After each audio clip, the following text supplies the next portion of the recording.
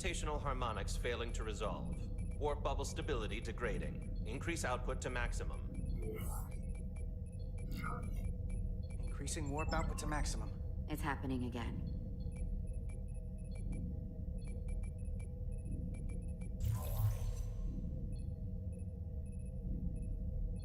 It is evident that presently, the Resolute cannot achieve warp propulsion. Since our diagnostics rule out any problems with our warp systems or anything about the ship, the problem appears to be the fabric of space itself.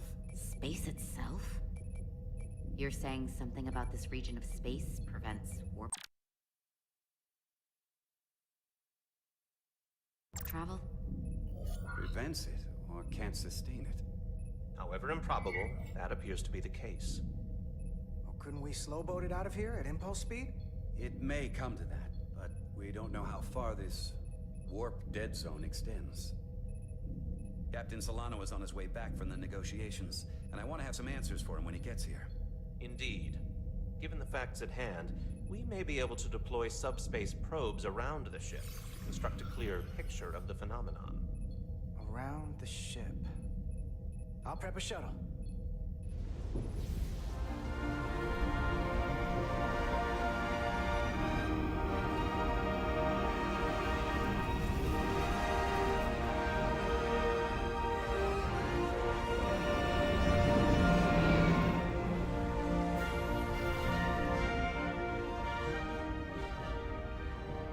Setting up a waypoint at a distance roughly corresponding to the edge of our warp field.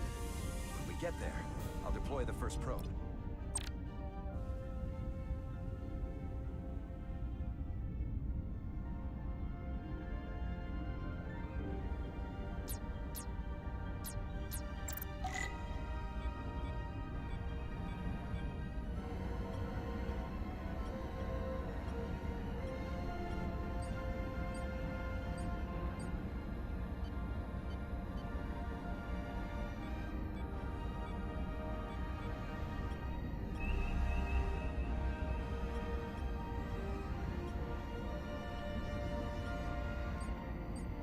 Commander Westbrook, the Resolute systems are calibrated to receive the probe's readings.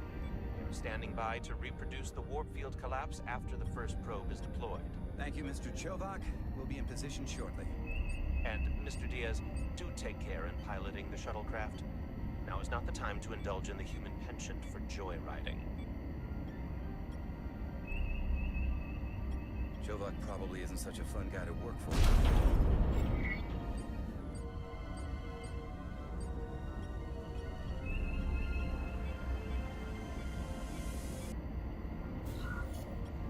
Seem to find a way to push his buttons. Yeah, I think he'd blast me out of the airlock if he thought it would help increase engine efficiency by 0.1%. Well, don't worry about it. Chovak's opinion isn't the only one that matters.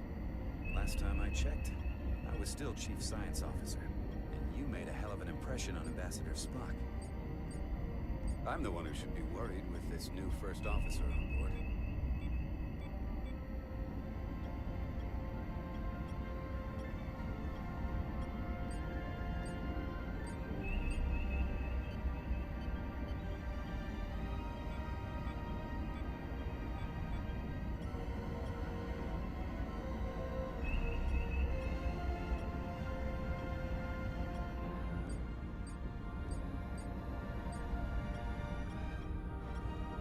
This is far enough.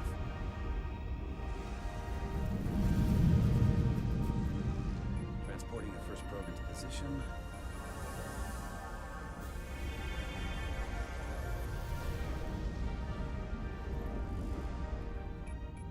Westbrook here. The first probe is deployed. Understood. We are reading it. We are about to replay the simulation.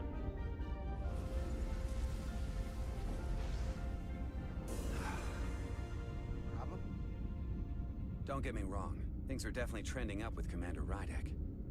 She's put my ideas into action. And she listened to me when your life was on the line out on the hull. That sounds like a good thing. It is. But I'm still trying to figure out if she's right for the job. She didn't go through what the rest of us did. Still got chosen to be #1. Yeah, but she's lucky she didn't go through what we did. You can't hold it against her. Actually, I think I can. Even if I shouldn't. Test is running. Warp field collapse in 3, 2, 1, on.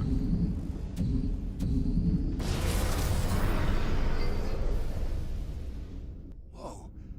All right, that is definitely a problem with the fabric of space. We need to get another probe out there.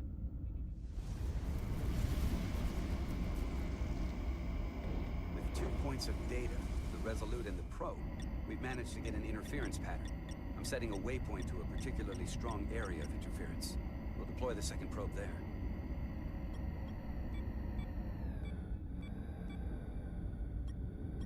Listen, I'm gonna give you a piece of advice I wish someone had given me. Make sure you're never just one thing. Don't get so focused on what's in front of your face that you lose sight of the big picture. Before Rydex showed up, the captain pulled me into his ready room and told me he didn't think I had the people skills to be first officer. What a load of crap. I mean, if he'd said that about Chovak, sure. I appreciate the advice, Commander. I'll make sure I keep my options open. I don't need to tell you how to operate. You're already well on your way. You're a capable engineer. You're good in the field. Keep up the good work. Who knows? A solid jack of all departments like you could be Commander-in-Chief of Starfleet one day. Hell, Admiral Jellicoe started as a shuttle pilot. I don't know. I'm pretty happy where I am. You must be a glutton for punishment. Lieutenant Commander Chovak has been known to take decades to warm up to people.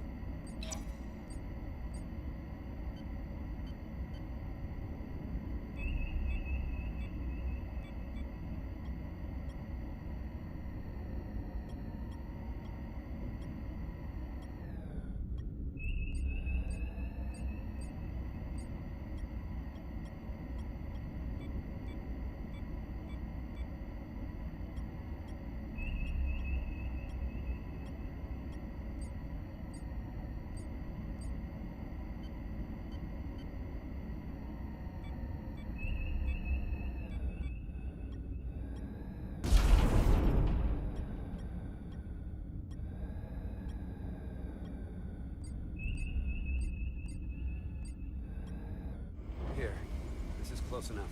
Stop the engines. Deploying the probe. Westbrook to Commander Chovak. We're ready for another sampling of data. Very good. Running the simulation again. Warp field collapse in 3, 2, 1, on. There it is again. I saw it. It seems to be directional. Well, what about the scans? Anything?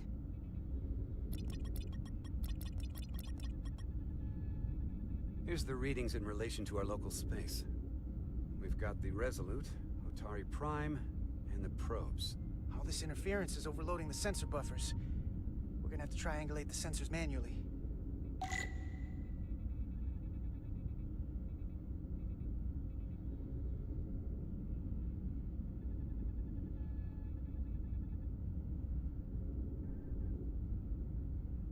We got something. These markers indicate peaks in the gravimetric interference patterns. Let's see if I can find some more.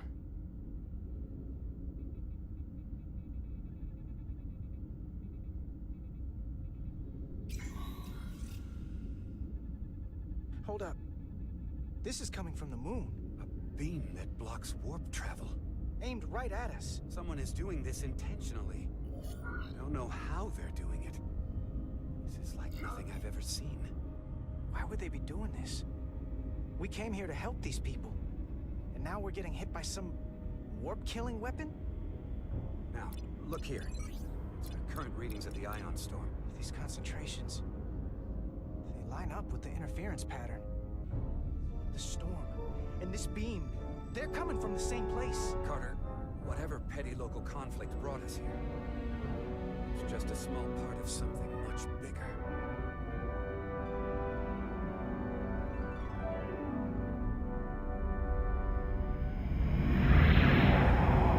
Presently, we don't have an explanation for how they're doing this. One thing is clear.